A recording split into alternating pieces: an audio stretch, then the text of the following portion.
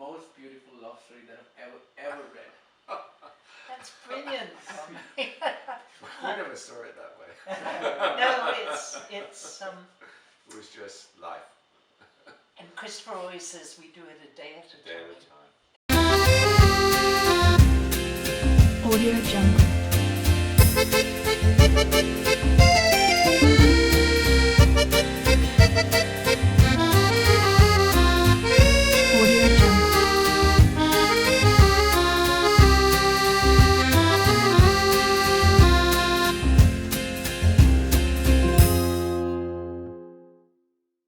Both were born in London, in the UK? Yes. And which city? I was born in a town that was south of London. Christopher was born near London. And it was the war and the bombs were flying and it was 1943. 6 months apart, so he's much older than I am. He's 6 months older than I am. Yeah. And then how did you guys first met? The first time you guys ever saw each other? Oh, I was working in a shop, in a butcher shop, in a butcher grocery shop in Chichester. Because we had moved out of London when I was 16 and moved down to the coast. And our shop was being doubled in size. And in doing so, they hired all this new staff.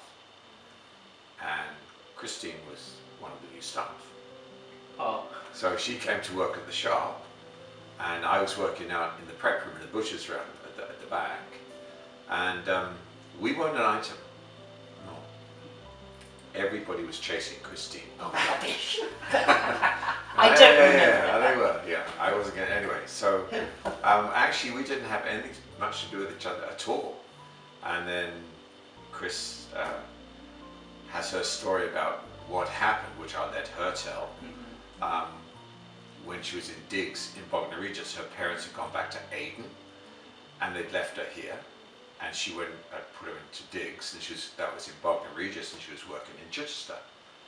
And through something which Christian will tell you in a minute that happened, she came to work one morning and said, I've been kicked out of my digs, and I've got nowhere to stay.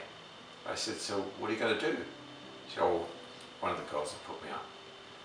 Well, that was 8:30 in the morning. Well, at 5:30 at night, when everyone was going home, I said, have you got somewhere to stay? And she said, no, no one can put me up. So I said, well, you better come home with me and I'll take you home to my mum. She'll look after you. I was terrified because there were no telephones or anything in people's houses, not at our level in those days. No, there's no Ford code. So we got home, I put Christian on the bus in Chichester, and I rode behind the bus on my bike. And we went down to Bracklesham Bay, a place called Bracklesham Bay. And we were in a little cottage down there. And I walked in and I said, Mum, this is Christine. She's got nowhere to stay. Can we put her up? She said, yeah, she can sleep with the girls. I was terrified because Chris's mum, she turned out to be lovely and she loved me at the end, but she was sort of stern. She was a stern Londoner. Yeah. She'd survived the war and so on. Yeah. And she kind of looks me up and down. Okay, she can come in. And she put me in there was a double bed. Chris had two sisters and they shared a bed. She said she can go in with the girls, and we topped and toed, so I had their feet by my head, and I was. Wow. That's how it was in those days. Yeah. You didn't have to worry about your own bed and your own room. So there were 5 kids in our family, and so when I was growing up, and very often my mum would take in lodgers who worked on the hydro lines from all through Scotland and England, right? So they would stay. Now we had my mum's bedroom upstairs, then there was the main bedroom and a little box room, which was actually a bedroom. Now, normally when the blokes were staying with us, they would stay in the little box room. But sometimes there'd be 2 of them come at the same time. So then, 5 kids, my 3 sisters at the top, my brother and I at the bottom, top to toe, just like Christine. Yeah. That's how we said. And the lodger was in the other bed over here, and another lodger in the other. Yeah, it was a different. This was right after the war. This is in the 40s, 50s. Late 50s, early 40s. Yeah. Yeah. So If you can talk about the war period, what was going on? Oh, well, Christopher had it a lot worse because he was closer to London and their house was bombed and shattered. The whole street went Yeah. one day. And I've got it all in the book, but Chris's mum told me many years later that he was buried. She was in the house, the two girls. They were bleeding and hurt. The house was shattered. The firemen came and took them to the hospital. But she said, "Where's Christopher? Where's Christopher?" Well, they thought she was talking about her husband. But typical British mum, she'd put him to get some fresh air down the garden in the pram. and I don't know what it was that collapsed on him. I think it was the shed or something. But anyway, the next day, his fireman's walking through to see if there's anything to salvage, and he thought he heard a cat calling, like a meow, but it was Christopher under rubble, 6 months old, very red-faced and very angry. 6 months. But surviving, yeah. What was your reaction when you heard about this story, that this happened with you? Actually, you did have a reaction. You said that explains why. Yeah, I have slight claustrophobia. Closed spaces, not too bad, but it is there. There's a little bit there. The interesting thing was that apparently when that happened, I was given to two ladies to look after me while my mum was in hospital as a babe. And I stayed with them apparently for about 6 months, and to this day I have no idea who they were or their name. When Christine came down to live at my house, I thought he was kind of cute, but... But within 4 or 5 months we were. 4 or 5 months, that's fast. Yeah, it took a while, but the thing that happened, I think, one of the things that started it was there was a young crowd at this shop, and so we were pretty social. And do you remember the blind date club we started? That's right. Yeah. So we thought it'd be really neat to do a blind date club, and we'd pair this one with that one and that one with that one. And we organised inexpensive things like, go get a cup of coffee or whatever. And we arranged to meet everybody in the pub. So Chris and I are in the pub waiting for all these people to come in, and nobody turned up. They'd all backed off. We were it. So we decided to go to the movies. What the heck, nobody else is coming. So we went to the movies, and it was a comedy. I can't remember.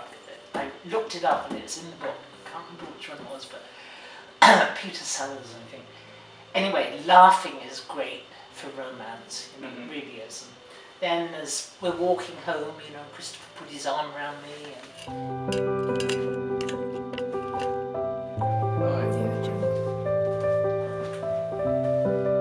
That's the story. How you became Bellydancer? Was there something planned, or was it just... No. Yeah. No, when I got to Aden, my mum loved parties, and she was planning a party for my 17th birthday. And most of her friends were the Arabs living in Aden. There were a few Europeans, but the people invited to my party were the minister of this, and poets and artists, and pretty important people in Aden. How did your family, was it your family prominent, known in Aden? No, my dad was a civil engineer, but because they both loved new cultures and new people, they weren't really interested in the sort of coffee crutches and the European dinners and stuff like that. So, excuse me. So as I say, most of the guests were from Adenese themselves. And one of the guests was a man called Ahmed bin Ahmed Qasim, who was a pop star, basically. He was really famous in the Middle East. And he was invited to play for me. There was a poet, Lutfi Ghaffar Aman, and he was the one that brought Ahmed. So I hated Arabic music at that time when I started. It was cacophonic, and it was, I thought, I was into Billy Fury and We weren't so clear with the Beatles anyway. Everly Brothers and so on. And anyway, this, I thought, oh, I've got to be polite and pretend to like the music first. And then he played a song that he'd written specially for the party. He didn't know me or anything. And it was great. I started, got the rhythm, I started dancing and kicked my shoes off. You know. And to my amazement, everybody burst into applause at the end of it. I was sort of embarrassed. Anyway, after that, he came around and said, would I go out for dinner with him? And I thought, yeah, okay, that sounds good. And still thinking of Christopher, but he's getting a little more. Right. And anyway, he was having shows at the theatre, and they said, would you dance with us in the theatre at a show? And I said, oh yes, I'd love to. My parents said, oh no, you won't. You know, absolutely not. Anyway, Mum talked my dad into it by saying, what if she puts all the money she gets into the charity? Mum had started a school for for immigrant women who were coming to try and get work. So she started a school to teach them things that would give them some more. So Dad agreed a bit reluctantly. Anyway, that's how it happened. So I became Christina the English belly dancer. Sweet. And yeah, by the end of the year, Christopher got engaged to somebody else. Anyway, yes, he did. Yes, he did. She told That's me. a twist. We had this a party one night, and the next morning, someone said, well, he got engaged last night. I said, no, I didn't. And they said, well, Phyllis says you did. I said, well, I don't remember asking, so we didn't. That was it. Okay, that's objection. But anyway, so right now, which year is it? This is by now 1960. 1960. 17, yeah, it was 17 in 1960. Right. So it was 1961 that I was actually performing in Avon. And you had no idea where he is? We I moved kind back of to lost London, touch. He yeah. wrote me a couple of letters, I think. Oh. And then I wrote him the big letter. So you were in touch. Okay. But not all the time. Yeah. I wrote him. Not with me. I wrote him the Dear Chris letter. Yeah. He says he never I got never it. got it. Oh. I never got I it. don't know. Well, you this see, is- I left Sussex and went back to London. Oh, your mum probably didn't. Yeah, she put it, yeah. So I went back. I basically left home just after, not long after Christine was there. A company were looking for assistant managers and relief managers in the London area, and they said they had a couple of hostels there we could stay in, who would volunteer, because I went on a course, a management course. Anyway, so I put my hand up and said, yeah. So I went home one weekend and then turned on the Monday, went back and went to London, and I just went home like once a month. And you had his old address. You didn't know his. I only had his home She had no address. idea where I was in London. And his mum, I mean, she came to love me very much after 30 years or something. But at the time, she would far sooner that he marry the woman- Phyllis. Phyllis, yes. I've actually changed her name in the book. But she was solid, you know, there was... And I'd lived in Spain, and that was a bit suspicious, and, you know, English and foreigners. Anyway, This is like a Bollywood plot, like you don't know. Yeah, That's right. Yeah. Yes, it's So not, a lot, like it's not a Bollywood. lot different. Yeah. Like you were writing letters, you had no idea about the Yeah. new address. that's right. Wow. Right. Anyway, that sort of faded out, and Ahmed asked me to marry him. Oh. And I said, oh, that would be great. And then his sister told me, well, he's already married. Audio Jungle. That's the story, isn't it? Yeah. And he has 2 children. He was only about 4 years older than me, but and I was pretty shocked. And he said, but I'm Muslim, so I can have 4 wives. He said, I'd just like you to be my wife number 2, because wife number 1 hasn't done anything bad to me. He said, I don't really want to divorce her. We've known each other since we were children. We've married at 14. So I thought about it. You thought about And it? I thought, Not for long. yeah, Just said yes. I thought, okay, yeah, You said I'll yes? change my religion and I'll become his second wife. Wow. Anyway, of course, I went home and my mum and dad liked Ahmed, but not for me to change my religion. They were Yeah. horrified. They Yeah. said, oh, well, Mum quite rightly said that's totally the wrong reason to change your religion, you know, and I said, Yeah. anyway. Long story short, it's all described in the book. They gave us a year. Mum and Dad were going back. Dad had to do his contract was finished, so they said, come back to England, and if you still feel the same after a year, we'll say yes. So I went back on the ship, and it was funny because I almost felt like, oh, thank goodness I'm out of this. It was funny, it was a sense of relief. Yeah. It was like it had all been some crazy dream. And I got on the ship and I looked down the deck and there was a young guy there. I thought, oh, he looks kind of like Christopher. Oh, I wonder how Christopher's getting on. And then when I got back to England, I got a job, and after a few weeks I thought, you know, I'd really like to get back in touch, just to be nice and friendly, you know, nothing, no ulterior motive. So after 15 days? After how many days you thought that you should get it? Oh, Because it you was were in- weeks, probably about 6 weeks. About I six, think, about yeah. 6 weeks? Yeah. Okay. And For 6 weeks you didn't think about Christopher at all. well, anyway, I knew. Okay. I went to see his mum, Mhm. see get his address, and his mum told me he was engaged. So she was very happy about that. I said, "Oh, well, that's great. I'll get his fiancée over with him." And well, honestly, I had this room that I was renting, you know, but just one room. In Bognor Regis. In Bognor Regis, yeah. And I wrote to Christopher and I said, you know, do come and visit, and we'll just reconnect. And do bring your fiancée, your girl. I said girlfriend, I think. I didn't know who it was at that time. And they turned up. Said yes. It was the most awful evening, wasn't it? It was. It went from what, about 6 until 9, which was like 3 hours. It felt like 36 hours. Oh, I thought it felt like 6 months. It was dreadful.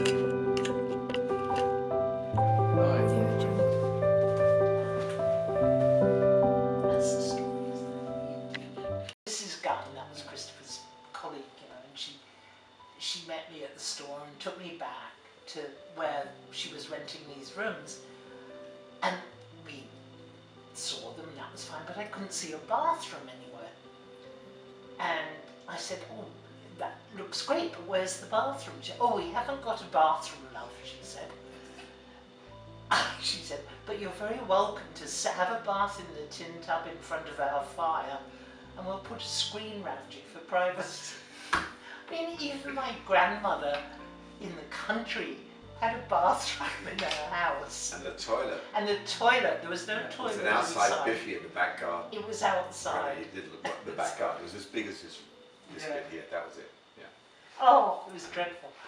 But what made me laugh, there's a beer in England called Courage Ales. And Mrs. Gunn had this big mat at the foot of the toilet that said, take courage. And I thought, you're right, you really need that. Sweet. So now that you are officially sort of like dating, right? Yes. Oh yeah. Yeah. Oh, absolutely. Yeah. What was the next step and what was going in your mind? Let's start with what was going in your mind for you. Did you ever think that you would one day like propose her? Oh, Ask her out. tell me about the proposal. Well, okay. But when we first got there, Christy was sharing the apartment with Dolores, and then Oh, that we were worked sharing out. a bed, by the way. We Yeah. didn't even know each other, but we had to share a bed. That was Yeah. that was Okay. typical. in That's those days. that's typical. That's just London in the 50s. 60s. or 60s rather. But then, what was I going to say? About the proposal, maybe? No, I was going to tell. Oh, before that, Dolores eventually moved out. Oh. Yeah, and then I moved in. I had a separate bedroom, one floor down in Mrs. Gunn's house. Tiny little. So I was there. So we were basically living together then. We had our own bedrooms, and Dare I say it, Christopher's bedroom wasn't used a lot. no. And then I used to have Thursday afternoon off. That was that afternoon. So on the Thursday afternoon, I'd go and meet Christine, who was working up in the West End. And this one afternoon, we went out to Hyde Park, and we were sitting by the water there. And I said that I would like us to get married, but I'm going to Canada next year. So if you don't want to go, maybe you could sort of think that one into your decision. And all she said was, Canada? I've not been there. Okay. That was it. Wow. Yeah. Sweet. And then you guys moved to. And then we saved up like crazy for a year, so that we could get some money together. And then We thought we had so much. We had $400, didn't we? We'd saved up that we transferred, plus a little bit, like 100 to. But in those days, it was so easy to come over. You went to Canada House, and he said, "Yes, when can you go?" Yeah. It was unbelievable. And the Canadian government in those days paid us our fare, and we had to pay them back at $25 a month or something. Yeah, what they basically did is when you arrived here, they paid you fare over, and then you went to the immigration place. Yeah. They helped you find a job. They never found my job. I found it myself.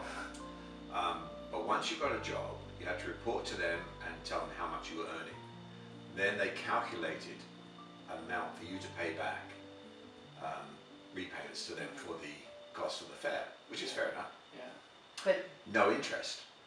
Not bad. Right. Not bad. yeah, and it was immigration fare, so it was. And it turned out to be $25 a month. Yeah. Not bad. That's what I paid back, and I But just we paid had out a until I paid it fabulous off. trip, didn't we? Oh, yeah. We came across to Montreal by ship, so Oh. that was like, it was like a second honeymoon, Sure. really. We And had then 3 from days in Montreal. Montreal to Vancouver by train. Yeah. It was absolutely lovely. It was just over 2 weeks. But then we arrived in Vancouver. Yeah. Audio Jungle. That's the story, isn't it? So we arrived in Vancouver and discovered that our friend who'd organised our trip had booked us into a very expensive hotel. Georgian Towers. So the immigration guy comes out, it's midnight. We arrive in Vancouver in a wet November day. The night, actually, it was about midnight. It was. This poor guy got pulled out from his nice warm living room and he was so grumpy, wasn't he? And the first words out of the night, well, where are you staying? We said the Georgia Towers. He said, you can't stay there. I said, why? He says, if you're immigrating here, that's way too expensive for you. So he put us into the Invermay Hotel on Hastings Street, which is where we stayed. And the first night? Well, the first night we got woken up in the morning with a dig in my ribs from Christine. It was 4 Because- o'clock in the morning. Well, it was more like 5:30, but anyway, it was early in the morning. And Christine said someone was trying to get into the room. And Christine was sitting there, and apparently she saw the window went up, and this leg came over. We were on the first floor, and outside of our window was the fire escape. This guy was coming into the fire escape. So she flipped the lights on, and he buggered off, right? He was gone. So I phoned down to the desk and told them, and they called the police. The police came over. So we're sitting there, Christy's sitting there in her nightie and I'm in my pajamas. And We've never seen a gun. We'd police seen that, but in we hadn't England seen didn't carry policemen with guns, guns. right? Yeah, they don't get it. So I'm sitting there saying, oh, is that a real gun? Yeah. Anyway, so that was the first morning in Vancouver. That was our Yeah, welcome to Vancouver. yeah, and it rained for 3 weeks. So Only the way it can in November here, just... it didn't stop. We didn't know there were any mountains here at all until one day we went out after about 3 weeks. I went out of the hotel and I went, blimey, look at that. And there was snow-covered mountains in front of us. I had no idea that there was anything like that there. So, But our money hadn't come through. No. We had to stay. We couldn't get a place to live because we couldn't leave the hotel because we couldn't pay the bill.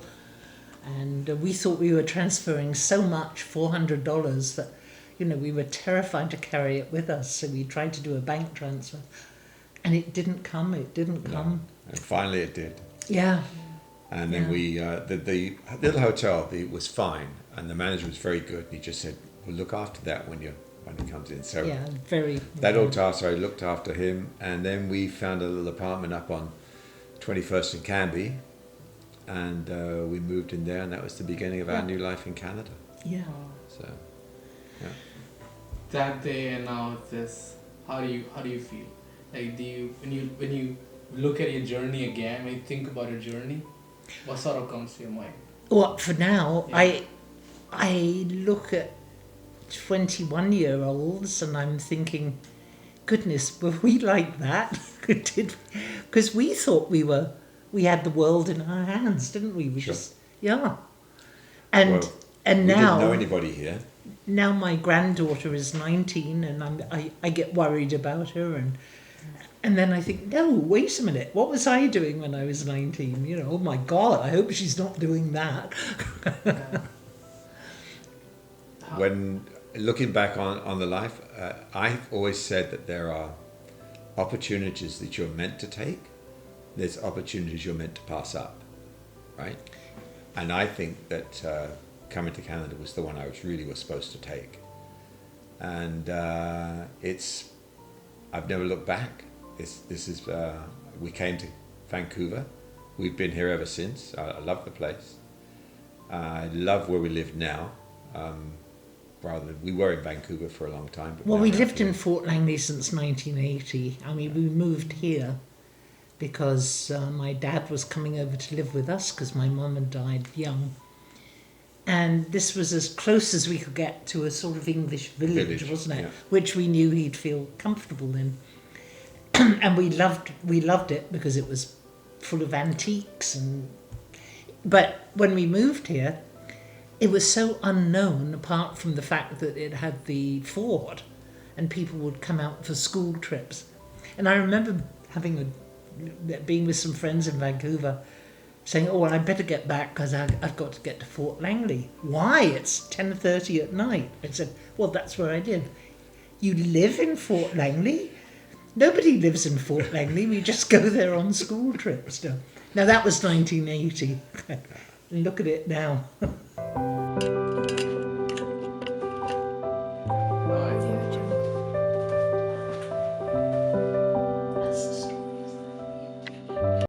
How would you say to people who expect others, let's say parents, to guide them? Because you were on your own all the time. And How much do you appreciate that freedom, or do you think your life should have been someone with you holding your hand all the time? well, it's funny you should ask that because since publishing the book, people have reacted as though I've overcome tremendous trauma at being abandoned, and there was nothing like that. It's just ordinary growing up. It was just growing up. It was, I was thrilled that they trusted me enough to live on my own. And as for going to parents for help, it never occurred to us. We couldn't have got help anyway. No. My parents had a wonderful life, but they certainly weren't wealthy, and nor yours certainly weren't. No, mine. So there was Had to be. no help to come from there. And despite the fact that, I was on my own at 16 and I'd been on my own before that, always felt the family was very loving, as was yours, even though your mum said, Different I'll way. swing for you little bugger. My mum had a lot of different London sayings. still come out every now and again. I never heard swear words like that until I moved in with them. She could outswear a sailor. But Up to you. One question for you. for me, Yeah. Before that, how old were you when you got married? 22. 22. You were Christine was 21 22. and I was 22. Yeah. Yeah. How should a 24-year-old like me should look at love? How should you look at love? Yeah. Well, you've got to be able to laugh, I think. Oh yeah. Would there be? Just don't think about it. Don't think about your future. Just No. be with that girl or be cautious. One day at a time.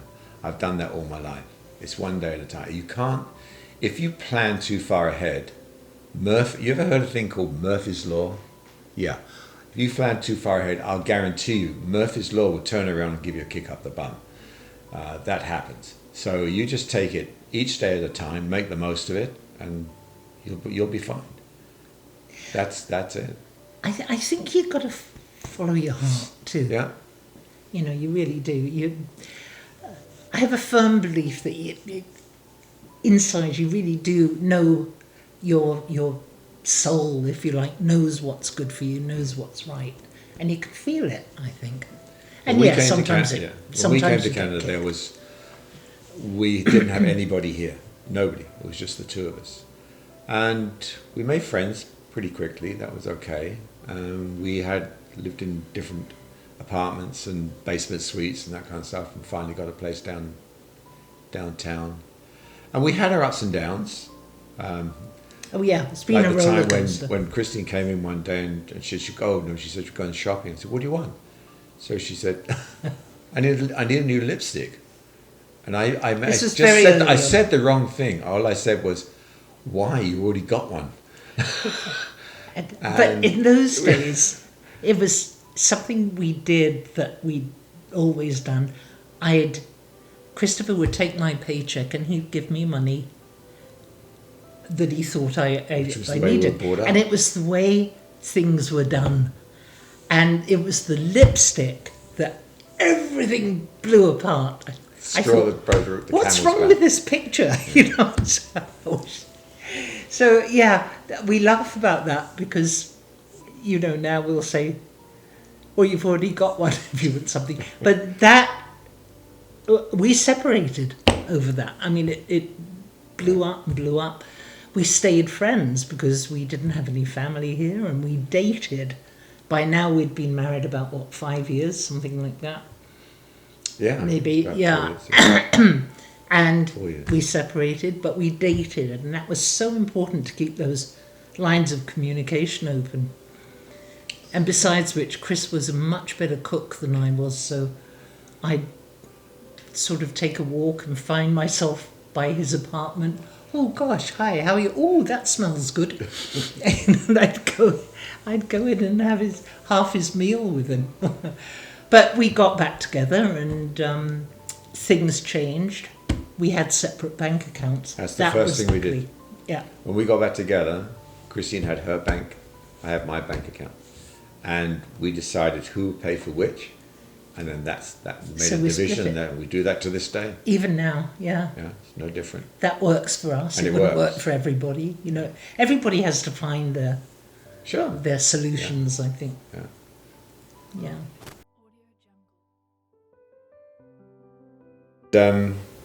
Over the years, as it comes through, and as right of today, this is my best friend.